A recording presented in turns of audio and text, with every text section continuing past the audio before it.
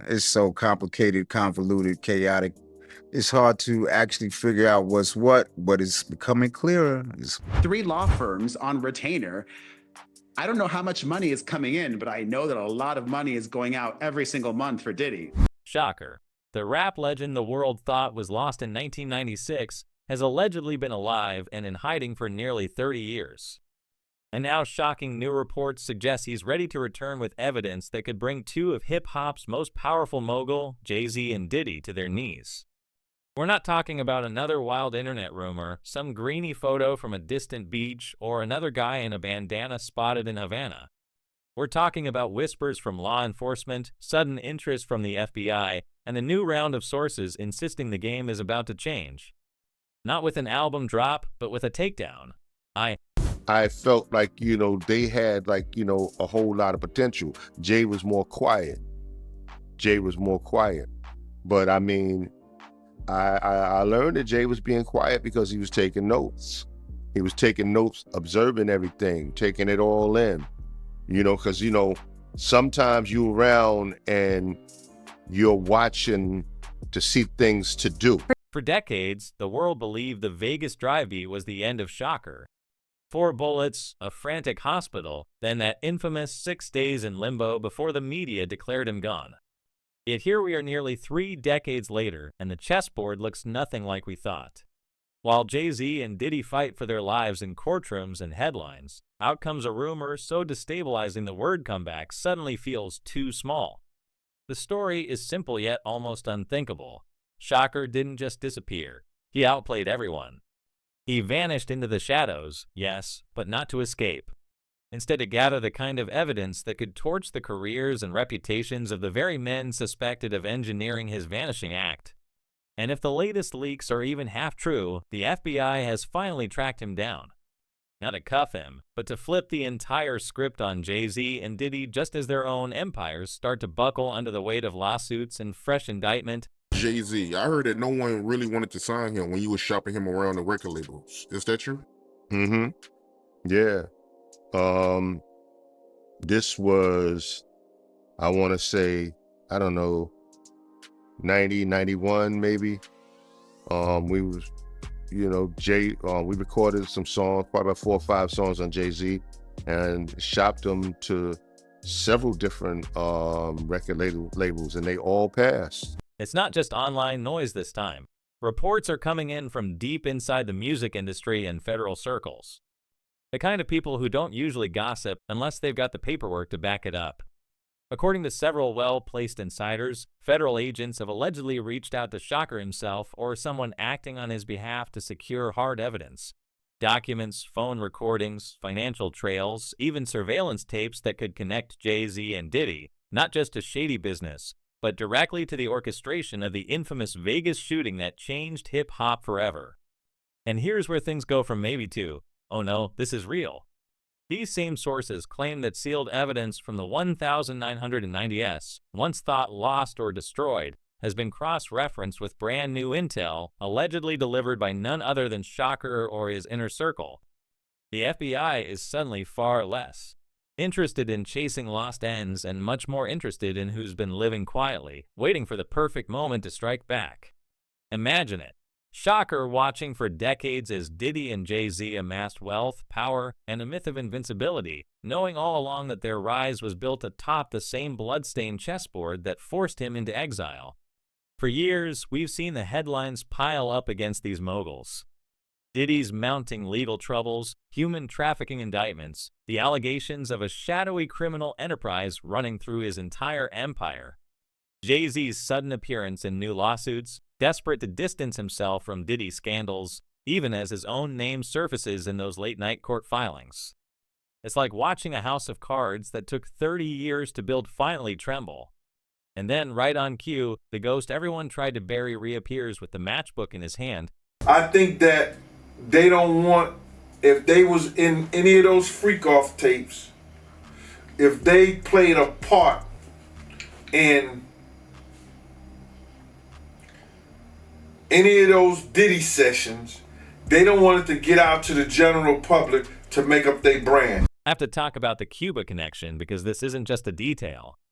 It's the spine of the whole conspiracy. Remember all those rumors, the grainy nightclub footage, the anonymous local in Havana swearing he saw Shocker buying groceries, the YouTube clips showing someone in a hoodie, a goatee, sunglasses, just a little too familiar. For years, most of it sounded like wishful thinking, fans clinging to a legend. But then a former bodyguard, Michael Nice, went on record. I have audio and video evidence of Fidel Castro confirming he sanctioned Shocker to live in Cuba. Did Castro himself orchestrate a double switch, a faked body, a getaway flight involving Black Panthers and bribes to hospital officials? Nice even described a covert escape complete with handshakes on a Barbados airstrip before Shocker vanished again. This time for good under the protection of a regime that hated the same American establishment he did. Puffy called me though. Puffy called me back in the day. He called me. He was like, I just want you to know I ain't have nothing to do with your brother's. Here's where the emotional weight of the story crashes in. Imagine the betrayal Shocker must have felt, realizing his closest friends and collaborators, men who built their fortunes alongside him, might have ordered the hit that left him bleeding in Vegas. Imagine the patience it takes to spend 3 decades in hiding, watching from afar as your enemies prosper, planning the kind of revenge that only works if you wait until every last piece is in place. If the whispers were right, Shocker didn't just flee for survival. He took his exile and turned it into leverage, stockpiling what insiders now call a treasure trove of intelligence on the very men whose names became synonymous with untouchable. According to people with ties to old-school Black Panther networks, Shocker spent years in tight protected conditions, almost imprisoned but never powerless, exchanging secrets for sanctuary. Talk about it, man. So you feel like it was bigger than Orlando shooting Pac. You feel like it's more to the story. You don't think it was that simple. I feel like it's big. What really turns up the heat is the timing. Why now? Why, after all these years, would Shakur choose this exact moment to step out of the shadows? The answer, it seems, is as ruthless as it is logical. Jay-Z and Diddy have never been this vulnerable. Diddy's world is collapsing in real time. Multiple lawsuits lurid headlines about freak-off parties. Former employees finally breaking their NDS to describe what they saw. He's sitting in a Brooklyn detention center denied bail, facing charges so severe even his legendary bankroll can't buy him out. Meanwhile, Jay-Z, once the Teflon billionaire who floated above every scandal, is suddenly entangled in a lawsuit with accusations so explosive his legal team is scrambling to have the case dismissed before his name becomes as radioactive as Diddy's. For years, these two operated as allies, business partners, and sometimes rivals, but always as men who knew where the bodies were buried, even if they never had to get their hands dirty. As far as is he going to turn people in? Is he going to cooperate? As far as, is he going to turn people in? Is he going to cooperate? If the federal government wants him to cooperate and they're going to cut his time, because right now he's looking at 15 to life. With all the charges he had to, he won't get out until 70 years old. He about 70. That's when they start talking about letting him come to a halfway house. Now with the FBI hunting for new witnesses and desperate for a way to turn the page on unsolved crimes, the perfect moment arrives. Suddenly, Shocker's alleged evidence isn't just about personal vengeance. It's about leverage, justice, maybe even a shot at redemption for himself, his mother's legacy, and the entire music industry that watched him disappear. Insiders whisper that federal agents are connecting deaths across decades. Phone records from the 90s resurfacing and new court filings, sealed testimony matching up with mysterious, previously undisclosed recordings. In the old days, the code of the street was to keep your mouth shut. But with Keith D., the last living suspect in the 1996 drive-by behind bars, allegedly ready to cut a deal to save his own skin, and Suge Knight tweeting from prison about justice for Shocker, it feels like the age of silence is finally over. Yes, on your own platform. He said this on your platform that he put up $1 million to get Pac in. Yeah, correct. He was around Puffy, and Puffy made a comment when they was around, yeah. Of course, nobody is forgetting the rumors about Jay-Z's role. And this is where things get ice cold. For years, everyone assumed Diddy was the mastermind, the money man, the only one ruthless enough to sign off on a $1 million bounty for two rivals. But lately, new claims are circulating. some sourced from old industry accountants, others from cryptic remarks made by investigators. Supposedly, financial records have turned up showing Jay-Z's associates wiring funds to names now implicated in the Vegas operation. Intercepted calls from the months before Shocker vanished have allegedly been cross-referenced with Jay-Z's known whereabouts, painting a picture of someone who is less a bystander and more a silent partner, waiting in the wings to inherit the empire after Shocker was out of the way.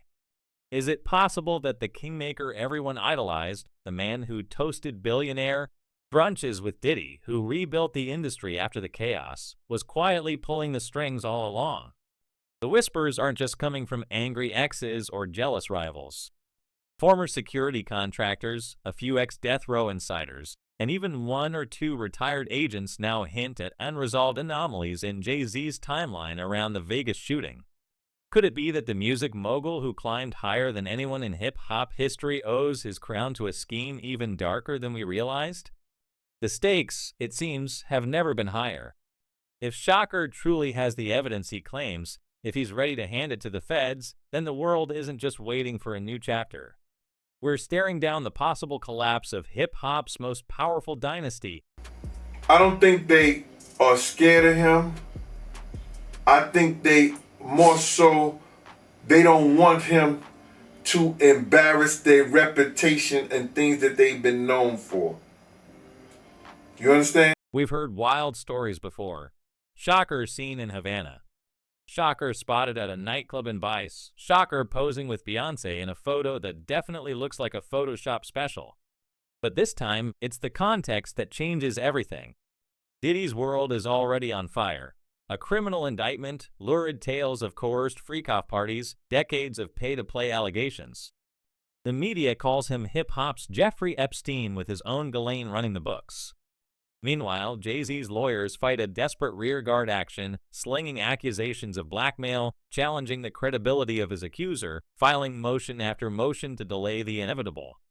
The two men who once stood shoulder to shoulder at the Rock Nation brunch now appear to be running for cover separately and maybe for the first time genuinely afraid. If that's part of the indictment, that's someone like a blackmail. He was blackmailing people to be in the freak-offs. So that's federal. That could be that's a federal charge. He can't blackmail people to say, yo, listen here, you did it once and you're going to do it again. That ain't going to make it with the government or nobody. All the while, the old clues start to look different. Suge Knight's cryptic interviews. Shaker's mother talking about her son choosing to leave quietly. The posthumous albums The Machiavelli Persona. Machiavelli the strategist who faked his own demise to defeat his enemies. Every detail is suddenly alive with new meaning. Why did the coroner's report get so many basic facts wrong? Why did the man who handled Shocker's cremation retire the next day and never reappear? Why did locals in Old Havana keep reporting sightings of a famous American rapper? Even years after the world moved on, with the FBI now reportedly sifting through every fragment of evidence from the case, surveillance tapes, payment logs, confidential informant notes, the walls are closing in. The truth is, the hip-hop industry was always built on the tension between myth and reality. But in this case, the lines have blurred so thoroughly that what used to sound like delusion now reads like a blueprint. Jay-Z and Diddy, for all their legendary success, are suddenly prisoners of a past they thought was buried in the Nevada desert. Meanwhile, somewhere in the shadows, maybe in a Cuban apartment, maybe just off camera, waiting for the right moment, a legend watches the empire that tried to erase him finally begin to crumble. And now with the FBI in his corner, evidence mounting, and his old enemies finally exposed, we all have to ask if Shocker is alive. If he really does have the goods, what's about to happen to hip-hop's so-called untouchables? Mad still that my brother. First of all, that's the... Because one thing is certain, if even a fraction of these rumors pan out, the fallout won't stop at Diddy or Jay-Z. Already whispers circulate about dozens of accomplices, lawyers, assistants, managers, even former bodyguards suddenly being subpoenaed or quietly taking vacations overseas.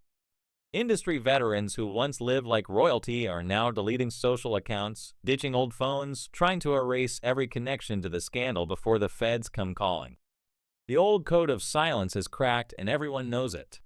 As the industry braces for a reckoning, and as every headline seems to bring another leak, one question hangs over everything. How many careers, fortunes, and legacies will be swept away before the dust finally settles? But I'm still a little suspicious. But I'm still a little suspicious about the timing and how it's all. And now, as the dominoes begin to fall, the world watches the unraveling of an empire that once felt eternal. We're not just talking about a couple of superstars caught in scandal. We're witnessing the slow-motion collapse of the very institutions that define the past 30 years of pop culture. Diddy, the king of the all-white party, now finds himself in a concrete cell instead of a Hamptons mansion, awaiting a federal trial that could drag every dirty secret of the industry into the light. Human trafficking, racketeering, alleged abuse, and the chilling phrase criminal enterprise follow his name in every headline, while his legal team burns through dollars trying to plug the leaks. Every time another lawsuit lands, we see more enablers scrambling to cut deals and more victims stepping forward. No one's sure who will flip next or how many secret files are waiting to see daylight. For a man who used to control the narrative with a single tweet or a flashy video, Diddy suddenly can't buy a moment of silence. Now, I ain't trying to say that's some kind of conspiracy, and maybe some other shit was going on, or this, that, and the third. But brother, he had that conversation with K. Slade 2 weeks before he was murdered. Meanwhile, Jay-Z, the blueprint for Mogulam, is discovering that even the highest penthouse comes with a glass floor. Civil suits pile up, each one with the potential to tear open years of protected business records and private conversations. The legal filings alone are enough to keep any crisis manager awake at night. But what's worse is the public mood. The fans who once cheered for his every power move are now dissecting timelines, lyrics, and old photos, hunting for the moment where fortune crossed the line into conspiracy. Jay-Z's defense is a mix of legal bravado and counter-accusations. One moment painting himself as the target of blackmail, the next distancing himself from a partner he used to call brother. If Shocker's cache of evidence ever surfaces, it could rewrite every sanitized version of hip-hop history that Jay-Z has ever sold. And there's not a brand consultant on earth who can restore that shine. Imagine the aftershocks if this scenario explodes. The two men who once seemed untouchable, billionaires with their own beverage lines, global fashion labels, a combined web of influence stretching from Wall Street to the White House, suddenly revealed as the architects of a betrayal that shaped the fate of music and black culture itself. We're not talking about tabloid drama or another celebrity flame out. We're talking about the kind of revelation that could wipe out entire catalogs, force award shows to rewrite history, and leave corporate sponsors racing for the exits.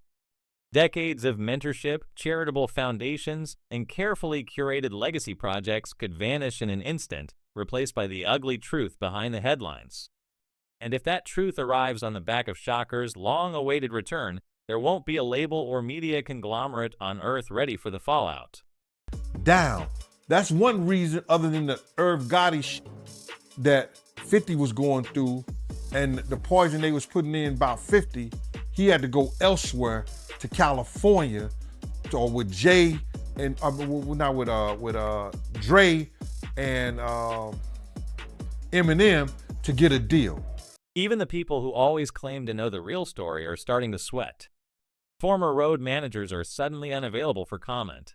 High-profile attorneys leak to the press that multiple celebrities are under active investigation, while private jets fly in and out of Miami and LA, full of publicists and crisis experts who can't guarantee anything.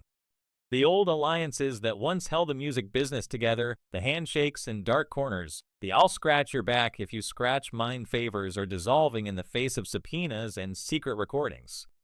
And for everyone who grew up believing these men were untouchable, the mood is whiplash. Betrayal cuts deeper when the idols fall from this high. All of it leads back to the chilling sense that Shocker saw it coming. For years, fans have dissected his Mabelli persona. The cryptic lyrics, the hidden messages, the album covers that seem to wink at those paying close attention. Exit Shakir. Enter Mavelli. Read the liner notes of the Don Nazi, the 7-day theory released after his supposed demise. The name itself a nod to Niccolo Machiavelli, the Italian strategist who wrote about faking your own demise to confuse your enemies and return stronger than ever. Was this just poetic theater or a roadmap to survival? What if every track, every cryptic interview was a veiled threat to those who tried to erase him?